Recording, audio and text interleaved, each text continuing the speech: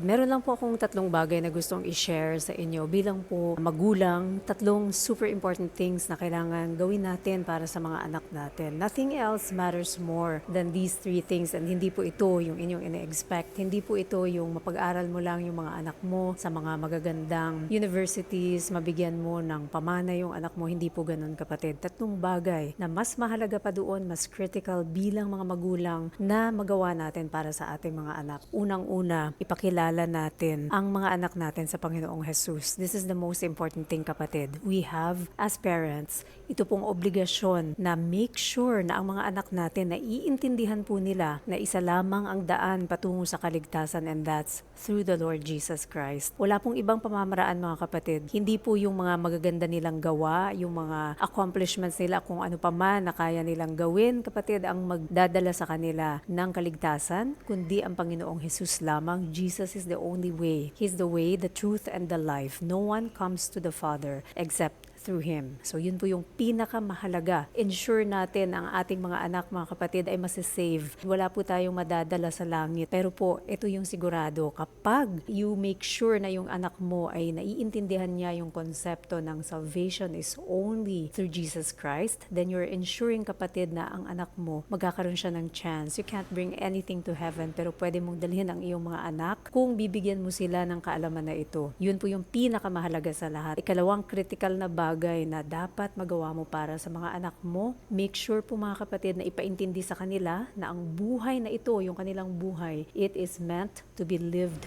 for the glory of God. Kung ano man po yung kanilang mga talents, ano man po yung mga special skills, ano man, even the life experiences, ito po lahat ay para sa kaluwalhatian lamang ng Diyos. Para po ang ating mga anak ay ma-orient maaga pa man sa kanilang journey sa buhay na ito, na huwag sayangin ang buhay na ito, because all of the things na ibinigay sa kanila, lahat ng mga blessings, lahat ng kung anong meron sila, even na ikaw bilang magulang, binigay ka sa mga anak mo ng Lord, inalaw ng Lord na ikaw ang mag-parent sa mga batang iyan. Dahil, kapatid, itong mga batang ito ay dapat malaman nila ng kanilang buhay is for the glory of God. So yun yung ikalawang napakahalagang bagay. And finally, mga kapatid, ikatlong super important, critical na bagay na dapat magawa natin bilang mga magulang, train up a child in the way that they should go, and when he is old, he will not depart from it. Train them in what way? I-train natin sila sa pamamaraan ng Panginoon. Napakahalaga na bilang mga magulang, tayo yung unang mag-i-introduce sa kanila ng Word of God. Dapat sa atin una nakikita. Siyempre, mahirap po yung